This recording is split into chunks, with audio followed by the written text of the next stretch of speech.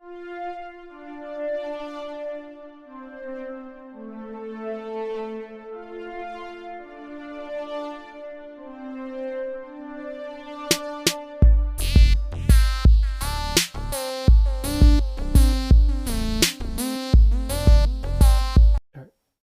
everyone, and welcome to a special edition of the SWW show. Take two. Take two.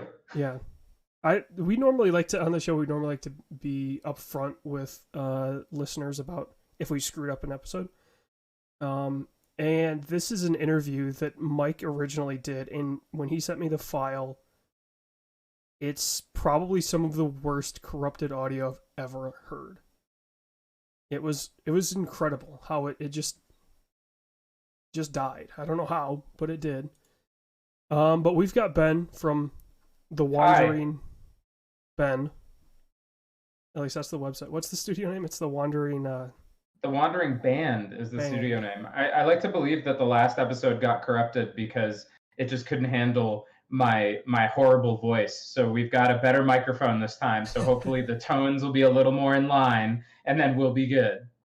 Well, everything looks good on my end, so we should be all set. Great. Yeah, I've been told I have a voice for TV and a face for radio, so. Well, everybody has something. That's my first dad joke of the day. I'm sure there's many. So you've got Airborne Kingdom coming out later this year. Oh no, it's not coming out later this year. We don't know when it's coming out. That's a big. Well, that's one of those indie things where I can say it says coming soon, so I always assume that coming soon usually means this year. Yeah, no, it probably won't be this year. It'll probably be next year. Yeah, but we've been showing it. It was at GDC, a small little prototype demo. And then we've kind of gone quiet for a little bit here, but I always like talking about it. So let's say fiscal year. Yeah, that gets you to right. Yeah, that gets you to July or the end of June of next year. So yeah, exactly. You don't know what my FY is. But before we start talking about that, I kind of want to talk about your history. Yeah, because it's very interesting. On your site, you list, who you are. You worked on, let's just say, a plethora of interesting titles. Yeah. Because you were lead systems designer for Battlefield Hardline, a game that I still stand by as, if you don't play it thinking it's a Battlefield game, it's a very good game. Oh, heck yeah. All right. It's my, I don't have it currently installed, but when I was playing it, it was like, okay, I don't want 64 player, an hour long, Battlefield 4 match. I'll go play Hardline and just screw around because it tends to, I don't know if it's just the setting, but it tends to kind of drive some of that just goofier. Well, the setting is ridiculous, right? Yeah. I mean, the story in the single player kind of takes itself a little bit more seriously, but we were on the multiplayer side, and actually all 4 of the Wandering Band members worked on Battlefield Hardline. That's where we all met each other, and we were all on the multiplayer side, and you can't really, I mean, when the goal is to make a 32-player or a 64-player, or even like a 5-on-5 game where cops and robbers are just in the middle of city streets shooting at each other and respawning and throwing C4 and racing car, it's inherently a ridiculous premise. It's like a Michael Bay movie on steroids. And so we kind of took that and ran with it. And I think it was visceral games, so a lot of people focused on the story and the single player part, but honestly that was the multiplayer was some of the best multiplayer I've ever played personally, and honestly the most fun game to work on because of just how ridiculous all of our play sessions became. It was hey, paste this C4 to this sports car and run it into the other team's base, and I'm going to blow you up, and you're going to go flying, exit the car, parachute onto my, motorcycle or whatever. It was just so much fun and so ridiculous, and all of it was happening in like these city environments that broke apart really. Oh man, I could talk about that game for an hour. That was a lot of fun. It's got my favorite. I've played all of the modern Battlefield games, so I would say Bad Company 2, Battlefield 2, 3, 4, Hardline 1, and 5. And Hardline has my favorite clip that I've ever saved. I believe it was from the beta. It was either beta or very early when the game released. I was playing the city map. I was up in the crane before the crane had fallen. And I had an RPG, and it was the... Oh, what was the mode name where it was like capture the flag almost? And I launched... Blood Money. Yeah. I launched the rocket as I was seeing the guys race towards their base. I just kind of blind fired the rocket and got like a quintuple kill and stopped them. And I'm like, this is just... Like, I could never do that in Battlefield 4. I could never do that in anything else, but for some reason it just worked. I don't know why, but it just... I was like, you know what? I'll try it. It kind of had the same sort of ridiculous flavor of an earlier, like a GTA 3 or a Vice City or something, where it felt so ridiculous to even be in this world that you just kind of had fun with it. Yeah, it was a really good time, and it was a lot of fun making that game. It was super good. And then we move on to BioWare, where you worked on. Yeah, so actually, I worked at BioWare before I worked on Battlefield Hardline. I worked on Dragon Age, on like the Dragon Age franchise, and specifically Dragon Age Inquisition at BioWare, and that was back in my software engineering days, where I used to smack on a keyboard, and that's actually that was the reason I moved from BioWare to Visceral, was because BioWare made Dragon Age Inquisition on Frostbite, and Visceral had been making Dead Spaces in their own engine, and they were going to transition to Frostbite, and they went, we need engineers who know this engine. Who's an engineer that knows this engine? Does anybody want to come on down? And so I transferred over to Visceral, and then promptly, maybe not that promptly, and within like a year became a designer. So definitely moved away from the reason that they brought me there in the first place. But I like to think it was for the best. All right, so I'm going to guess your website goes in reverse chronological order. Because that's right. That's why. Yeah, the earlier games there are the further down the list you go, the less well known those games are. Yeah, absolutely. Well, I will say there's one on here that is definitely, the franchise is well known. So Silicon Knights, you worked on X-Men Destiny. Yeah, that game is amazing because it might be the most average game that you could play. It's not bad enough to play it because it's a bad game, and it's definitely not good enough to play it because it's a good game. It's like, right, oh man, it's the perfect, if in a movie you were following a game developer, that game developer would be making X-Men Destiny. It's just perfect. It's the exact perfect middle of the road game. It's great. It's like, it's a perfect 5 out of 10, but not because there's anything wrong with it. It's middle. Yeah, there was a Twitter thread or something going around where people were replying with their worst game review of any game that they've worked on, and that one had my worst game review, and it was fantastic. That was basically the entire review was, there is nothing to love or hate about this game. Help me, I don't want to play anymore. And then you worked on a game for XMG. Yeah, XMG Mobile. That was a studio in Toronto, which is where I grew up. So that's why they kind of got me there after my first job, which we're going backwards. So I won't spoil it. But after that job, I went over to Toronto to work at a company called XMG, and I worked on 2 games there. One which wasn't released, and then the other one which was basically an Angry Birds clone. And then very soon after I left, they closed down. So you can see how those games went. Yeah. Well, yeah, and everybody, that was probably what, like 2012 or maybe a little bit No, earlier, that was earlier than that. That was like 2010, I think, when something like yeah, when that. everybody was making the Angry Birds clones. Yeah, it was great. It was exactly one of those. Hey, can we do this too? There were it was like a subdivision of an app company, and the guys had done really well making apps. And so basically, they were looking through the app store, going, "What's this game stuff?" And they spun up a studio with like 10 people or something. We were all really young. We were all super green. We were super excited.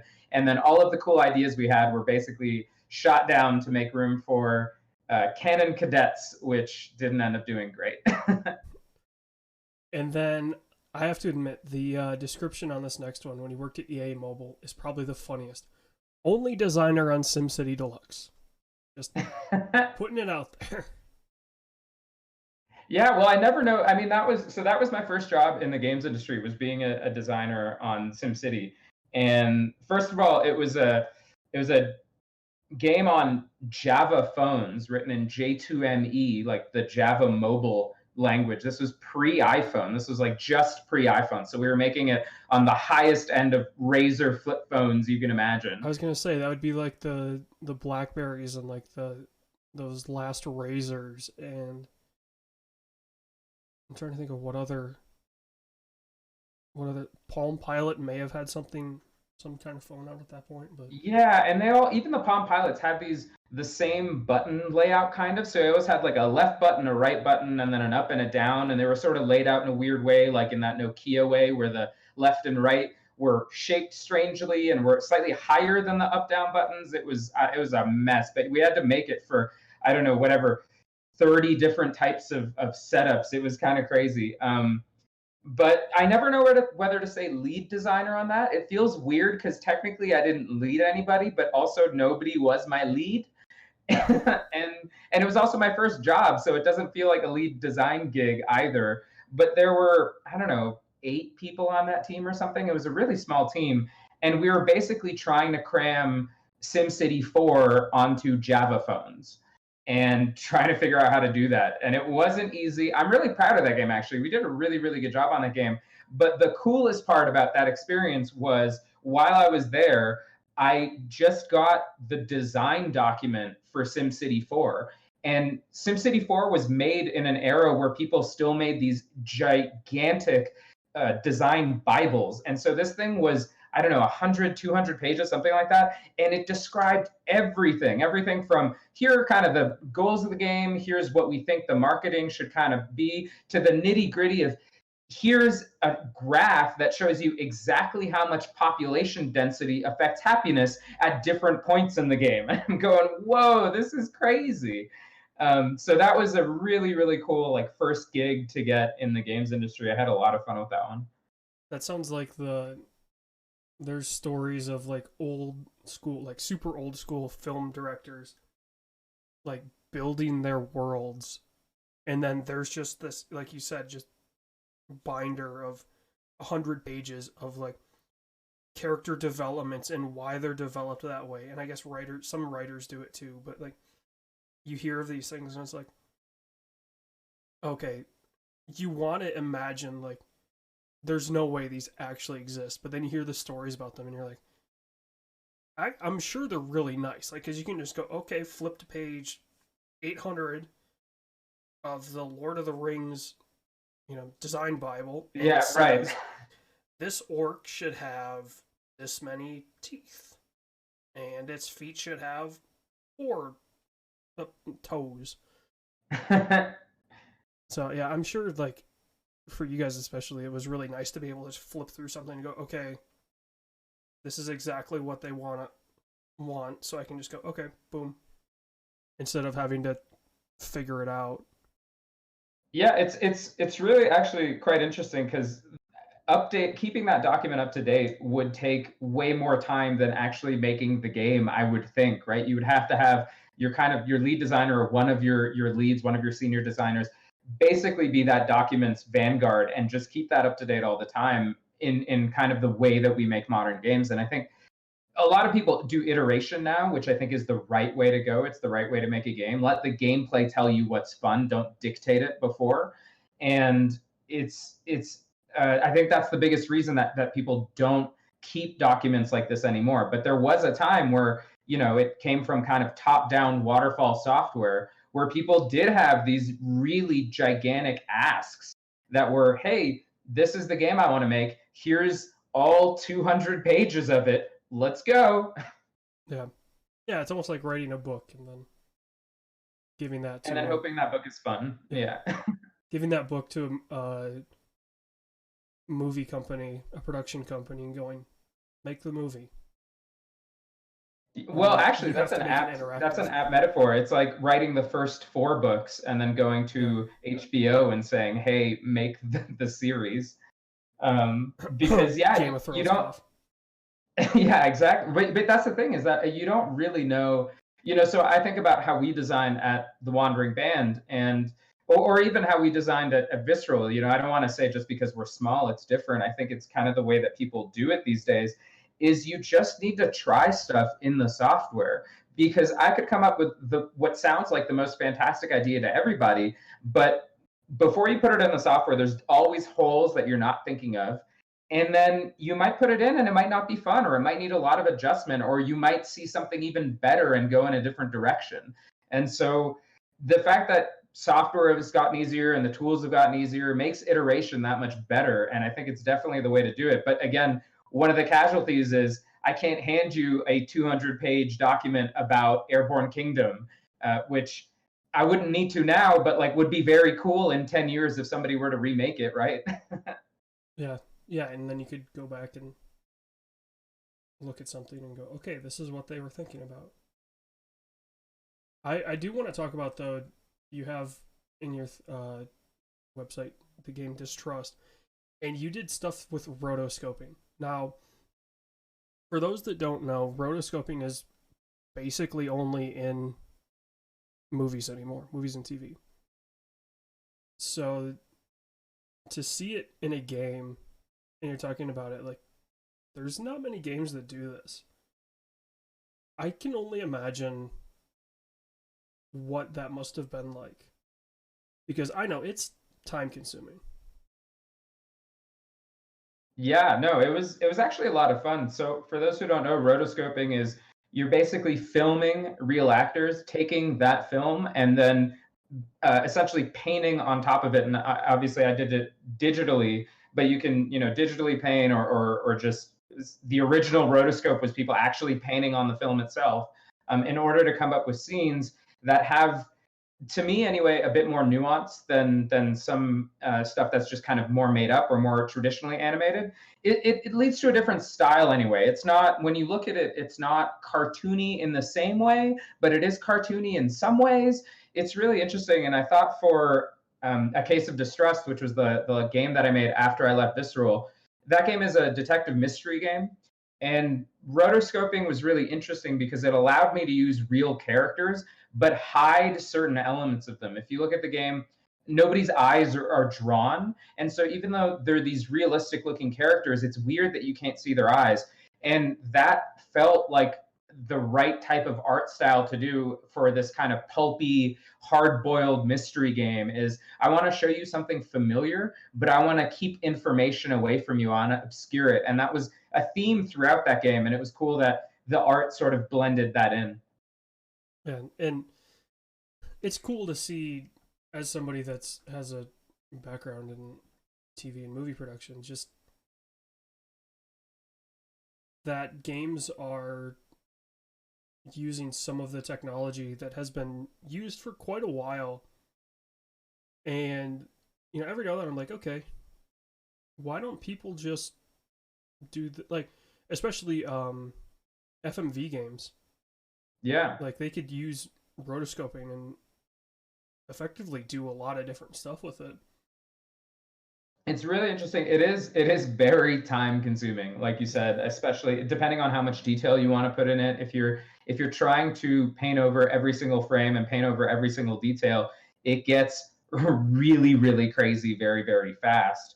But yeah, I mean, there are games that have done it before. I think classically Prince of Persia was the original Prince of Persia was the creator filming his little brother in his pajamas and tracing basically painting pixels on top of that, just to make a more realistic animation, because he was an animator and he didn't really know what he was doing. And so, yeah, it kind of gives it this different flavor that you can tell from that game too. Even though there aren't as many frames in it, you can still tell that there's this kind of stilted but realistic movement. It's kind of cool. Yeah, I'm really into it. You like Rotoscope? You like Battlefield Hardline? I feel like we could be best friends. What are we doing? And we're not super far. Like, Yeah, that's right. I'll just drive up to Michigan. Let's go. yeah, it's 5.5 hours. I just did that. Well, I did that drive as part of a drive recently. I went over to Montreal second Nice. weekend of June for the F1 race. Oh man, you like Formula One too? This conversation's about to get off the rails, man. Let's Yes, talk about yes. Vettel's season. What is he doing? I have no idea. Everything's gone. It's just Let's talk about the penalty that wasn't a penalty that they said is finally not a penalty in Austria. Oh, did they? I don't know. I haven't followed ever since it's been a parade kind of the whole season. It's just Yeah, Mercedes is to take away. So I think I stopped watching after a couple races in. yeah. I'm excited for I think 2020 or 2021. They're redesigning the cars completely. So that's when I'm gonna get in. It's the Ross Brawn era. Let's go.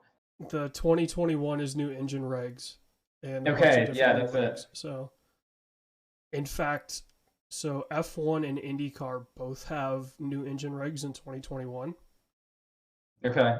And the rumor is that IndyCar is getting their third engine supplier then, which could completely change that series for Yeah, wow. But no, in Austria, Verstappen kind of pushed Leclerc offline as he passed him for the lead Yeah. in turn 3, which is the uphill kind of.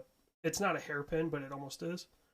Right. And it was under investigation. Well, then nothing came out after the race.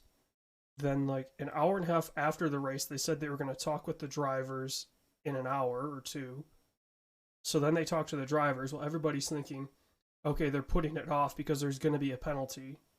Right. So they can get all the fans out, because a bunch of the Dutch fans were there, and if there was a penalty, it would have been a disaster. Yeah, right. But then it comes out that nothing came of it. So I'm like, okay, FIA, like, I'm still pissed at the penalty on Vettel in Canada because it shouldn't have been a penalty. But yeah, that was such a disappointment for me being there, especially as a Vettel fan. Just like, I understand what they're trying to do, but both drivers could have. Vettel couldn't have done anything better, and Hamilton was a little too aggressive. So, to me, that's not a penalty. That's a racing incident, and just let it go. It's always whenever some stuff's on the edge like that, you wonder when to call a penalty or not. I mean, in my mind, just let him race. Yeah. You know, rubbing is racing, bumping is racing. Just let him go, man. Yeah. And I was like, on the way home, I was like, I hate to say it, but if Charlie was still here, that wouldn't have been a penalty. Right, right. Like, Charlie loved to watch the guys just race. Well, but that's the thing. What's the complaint about Formula One lately is that there isn't racing, is that it is just cars going around a track. It's a parade, yeah. Yeah, so when they do get to racing and you're not going to let it happen, it feels off to me. Yeah, I guess I'm with you. The sport as a whole is a joke because, like, if you look at Williams, now, obviously they have the slowest car. That's probably not going to change until 2021. But they can't keep up with Mercedes and Ferrari because you look at their yearly budget and it's like 70 million. Right. Whereas Mercedes is 300. Right. Like, you can't have that kind of wealth disparity and expect the backmarker teams to do anything. Yeah, that's the stock car argument, right? That's kind of the IndyCar argument too. Yeah. Is hey, let everybody race the same car and you'll be fine. But then the other side is, well, then you're not going to get car development, you're not going to get engineering. So yeah, at what point do you kind of put a salary cap on it? I'm not really sure. Well, and like, people are going, oh, well, the technology in F1 trickles down to our cars. the people that make that argument are the people that watched F1 in like the late 90s when that was actually happening. Right. Yeah, exactly. Like, what's the most recent thing from F1 to go to cars? It's not They should hybrids. add they should totally add a boost mode to my Honda Civic. That would be fantastic. Are you kidding me? Yeah, Oh, that'd be so good. if my if my Subaru had a DRS button that suddenly Yeah, boosted exactly. while they drive off the car. No.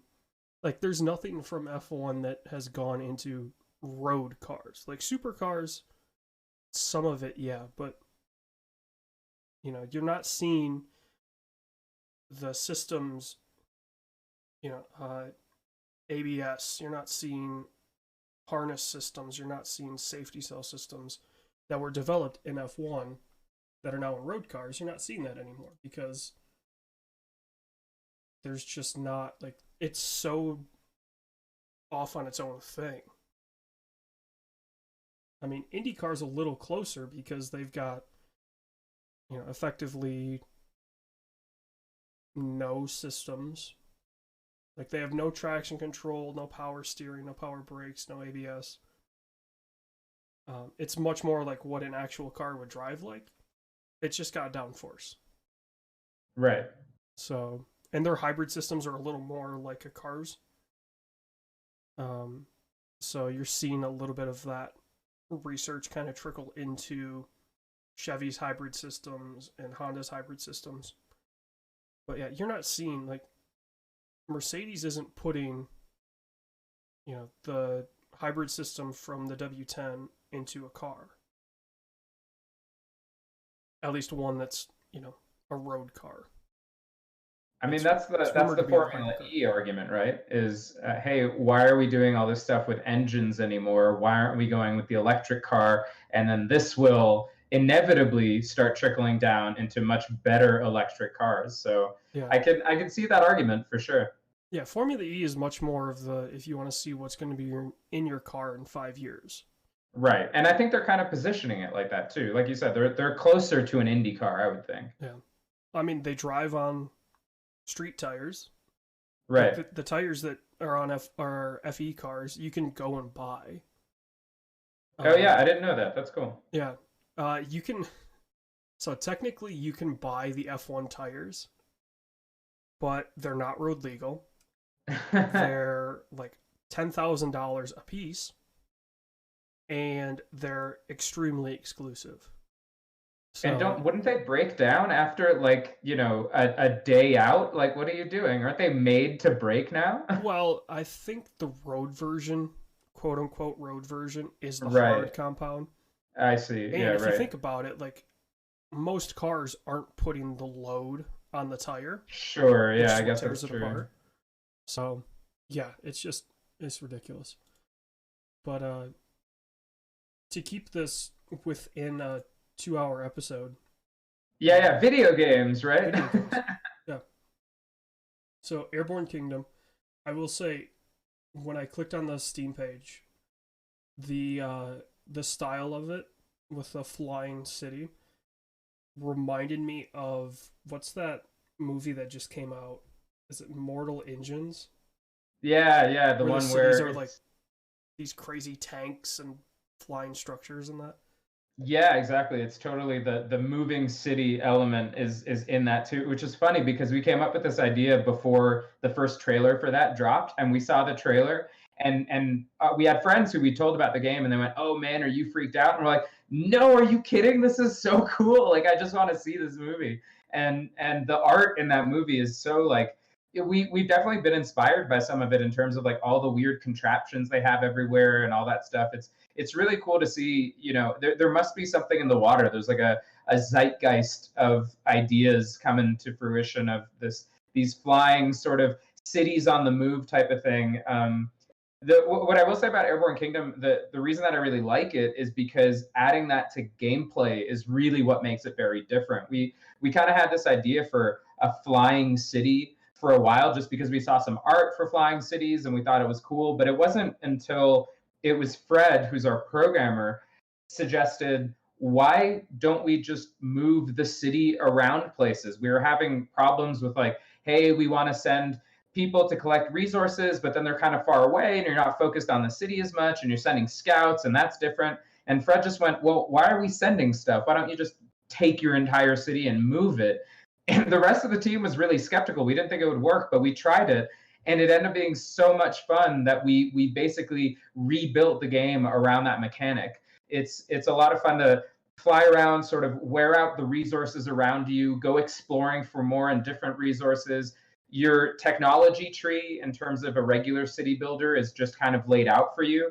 In this flying, moving city, it's in the map itself. You sort of find the technology. So since the map is randomly generated, you find the technology in a somewhat random order every time. So your city begins to look differently. You can only go in certain directions based on the technologies that you have. And it makes it so interesting.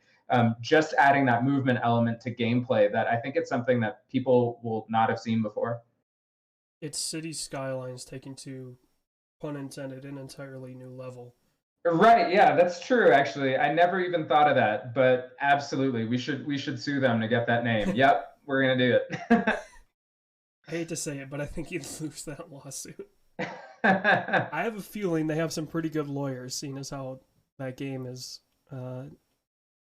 the city builder right now. Oh, I don't know. It's just a niche. Come on. It's a niche that sold, what was it, like 20 million or something like it was some ridiculous number. Because it was like $5 for the longest time. Yeah, I know. And I played a lot of that game. That is actually a super duper addictive game. It's the game on my Steam list where I'm like, I don't really feel like firing up F1 or Arma or GTA. I'll hop into City Skylines 4 hours later. Yeah, exactly. Probably go to bed. It's the same thing with Civ for me. Of the just one more turn, just one more year in the city. Right. Yeah. Yeah. Exactly. No, and it's a really cool genre that we all really like. You're seeing more and more indie games kind of come into this genre as these types of games are getting a little bit easier to make with the tools that we have at our disposal. And what I love about it is I'll kind of pick up one of these games. Like, what was the most recent one? I'm trying to think. Islanders. I played Islanders. That's kind of like a city builder, but not really. I guess I was playing Anno pretty recently. Oh, That one's not in. Yeah, I love it. And that one's not really indie, but still, I picked it up, played it for maybe, I don't know, 12, 15 hours, played the campaign. I'll probably go give it, another 6 or 7. But then after that, I'm kind of on to the next city builder, like the next one that comes out, whether it's, Frostpunk that I was playing before, or Surviving Mars, or actually, I just bought Jurassic World, which was on sale on Steam. And I heard one of the complaints at launch about that game was that it didn't have enough content. And then the game and all of its expansions were on sale for some ridiculous price. So I went, well, if they added expansions and it's super cheap, then this might actually be a lot of fun. So I'm excited for that. If that's the Jurassic World, if that's the one I'm thinking of, yeah, it is. I don't know if you're a Giant Bomb viewer. But yeah, totally. I was listening to that podcast before this, so it might get silly because those podcasts get kind of silly. Yeah. The quick look for Jurassic World Evolution was some of the funniest. Really? Wow. I don't think I saw that one. I think it was Vinny. It was either Vinny and Alex or Vinny and Dan, and they're like, "Oh, let's try to get a T-Rex to eat somebody." Yeah, yeah. I remember hearing that game was a little rough and lacking and stuff, but yeah, it's on a pretty good sale right now. It's currently $17.50, and that's for the Evolution Deluxe. The premium edition is on sale as well. What's great about working in this industry is I can excuse any stupid game purchase as, oh, I need this for work. So research. Yeah, so even if it ends up being not a great game, that's fine. It was research. That was me working on a short film, and I purchased more than my fair share of Japanese B movies. Nice. And the write-off being, oh, well, we're kind of creating a B movie short film. So let me go to the country that makes the best B movies in the world, Japan, and I bought like $60 worth of Japanese B movies. That's amazing. Do I regret that purchase? Not really. Would I make it again? Probably not, but it was an acceptable write off.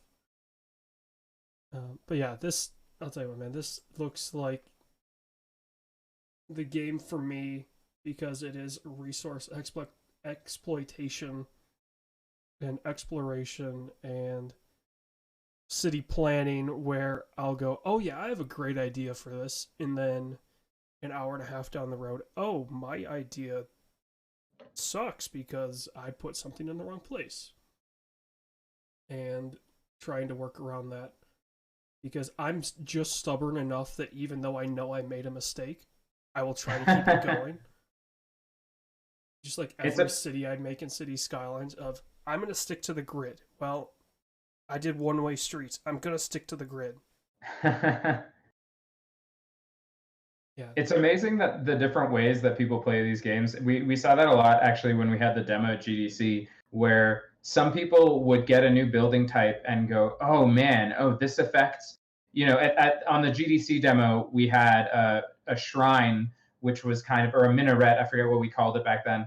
And it affects the houses near them. It gives them faith, which makes them a little happier. And we had people just destroy their entire city and rebuild it around these minarets. And, it was the GDC demo, so we made the resources a little easier to get. You didn't get any penalty if you destroyed your entire city. And as soon as people noticed that, oh, I get refunded the full price, great. And they would play around with it almost like painting or something, where they would make a city, not really like it, destroy it completely, make another city, not really like it, destroy it again. It was really, some people get like really, really deep into sort of min-maxing the shape of the way something looks. Yeah, I get where people come from in that position, but I just, like I said, I have one idea and I'm going to stick to it to the end, even if that means my nuclear power plant exploding and killing half my city. I've had that happen on more than one occasion. I'll also build dams and flood my city on accident. Sometimes quote accidents. I am glad that you are not designing my city. I'm gonna say that. Although I'm also glad the person demolishing all of the houses and rebuilding them is not designing my city either. I will say somebody's busy designing Toronto because when I drove through there, man, there were so many cranes. Oh yeah, construction everywhere is actually quite insane, but Toronto especially. Although Toronto, they just build boring buildings in Toronto. It's just glass rectangles. The whole city is glass rectangles. I wish they got more creative with it. I don't know. We'll see. Maybe some of the new buildings are more interesting. I don't live there anymore, so I'd have to go back and see if they've done some improvements. But you get all of these really kind of interesting old buildings, like the Hockey Hall of Fame in Toronto is in a really, really cool old building. There's a couple of these sort of sprinkled throughout, and then between them are just these tall, giant glass rectangles, and I feel really bad for any birds trying to navigate that. They probably just the builders have a write-off of, well, we're gonna kill this many birds, right? You guys are gonna need this much in cleaning costs to clean those birds, and yeah, maybe it's a whole citywide thing where they're trying to get rid of pigeons. So they're like, okay, for a year we'll pay for the cleanup of all the pigeons, but then after that we don't have to pay for poop or anything. It's gonna be great. They're going, okay, New York has a pigeon problem. We're probably gonna have a pigeon problem. Right. Solution one: glass buildings. Yeah, exactly. And Rob Ford just went that one because it was the first one. Right. Yeah, exactly. He just used the stamp button throughout the entire city. somebody just handed him a drawing, realized he never looked at it, so they just kept recycling that drawing, and he just kept approving them. Right. Yeah, exactly. He'd always forget. He'd wake up. They'd be like, how about this one? He'd be like, yeah, okay. Yeah. Oh, man. I'll tell you what. I'm definitely looking forward to Airborne Kingdom. Yeah, me too. It's exciting making it, too. It's one of these things that is actually a lot of fun making it. There's games. Like A Case of Distrust, I think is a really, really good game. I actually just played it the whole way through very recently, which was the first time I'd done that since around the launch of the game. And it was a lot of fun. I had a really good time with it, but whew, making that game was stressful. I mean, it's writing. It was 70,000 words or something, just kind of, and those are the 70,000 words that made it into the game. I'd imagine it's like double or triple that got cut. And it's just sitting in front of a keyboard trying to basically write a short novel. And if the writing's not there that day, then you're kind of frustrated and tired and you don't want to do anything.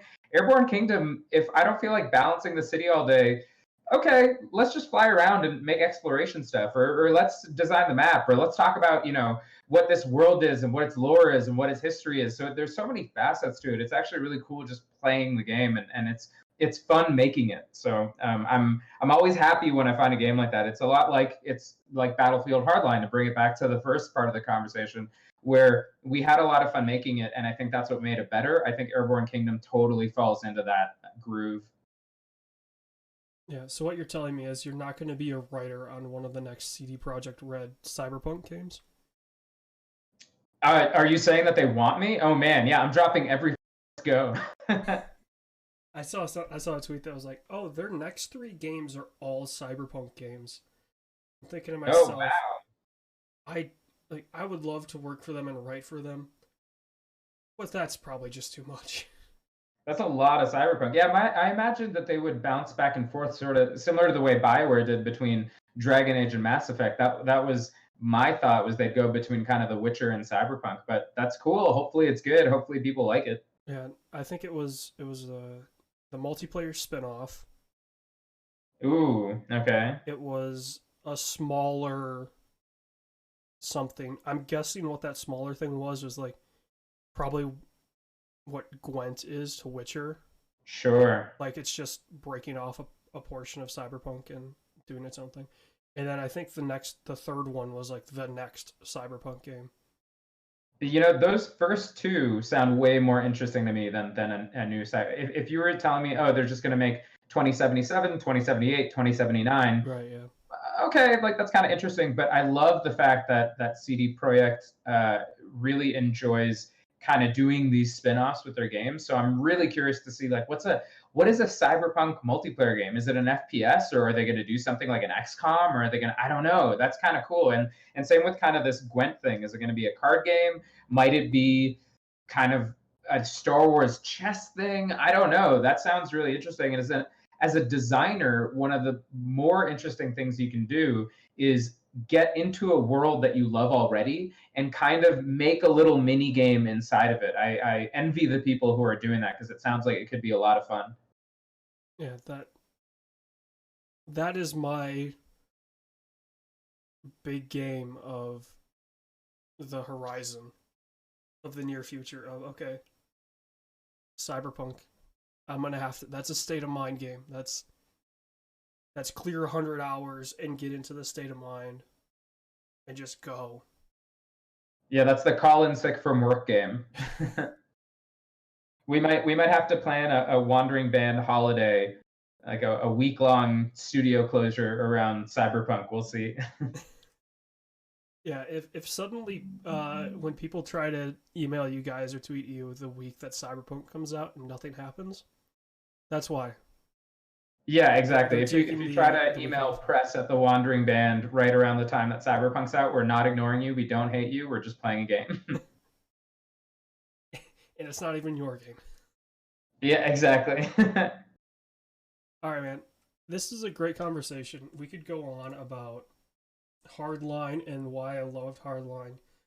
We could go on about why Ferrari may be the worst thing for Formula One right now. We could go on about everything, I'm sure. But to keep this short, we'll end it there. You can check them out at, it's thewandering.band, right, for the website? That's the website, yeah. You can go to thewandering.band, which actually I think just redirects to airbornekingdom.com. So either of those are cool. Well, let's find out. And we have a Discord link in there. So if you just hit that Discord up, you can chat with us while we're making the game. We always like to chat with people and tell you what we're working. We've dropped so many details that I think if we were still working back at EA, people would say you're crazy. Like, why would you tell people this so early? But I don't know. I like talking about making stuff. So if you want to interact with us devs, yeah, just come on to our Airborne Kingdom Discord. And you've got Discord, your Twitter. There's a wandering band. Yeah, we will for sure be looking forward to Airborne Kingdom coming out soon. Soon, but not too soon. Soon. I think it's just a blanket term for anybody that's not like a major anything. Of soon is just we don't have shareholders that are breathing down our necks telling us it needs to be out at this point. Right. So we're just gonna work on it. I mean, that's pretty much it, right? There's 4 of us, so our head count, our overhead, our man months, if you want to get real technical about it, are pretty cheap compared to, say, the 300 people that worked on Battlefield Hardline or Dragon Age or any of those. So if this thing needs to take an extra month, I just got to find a way to eat for the next month, and we'll be fine. Well, you're in Colorado now. You can just start. Mushrooms are legal. You can just start picking food, and Yeah, I'm gonna walk out in my backyard and shoot a caribou. It'll be great. All right. It has been a great conversation. We will hopefully get in touch with you guys more towards when the game comes out. Yeah, absolutely. I'd love to be back on. This was fun. We can talk more Formula One. Hopefully we'll come out before the car redesigns. How about that? Well, that's going to be a while because apparently the teams are pushing back. But yeah. All right. So, yeah, we will talk to you soon. Soon. All right, everybody. Goodbye. This podcast was a product of the SWW Show. You can find more at the SWWshow.com or Facebook.com/the SWW Store or Twitter.com/SWW. You can find out more about Mike at Mikey_Maroney on Twitter and more about AJ at LoCivor on Twitter. Remember, new episodes come out twice a month, one focusing on the new entertainment news and one focusing on movie club, so new and an old movie. You can find out more again at the SWWshow.com. You can find the show on podcast services around the globe.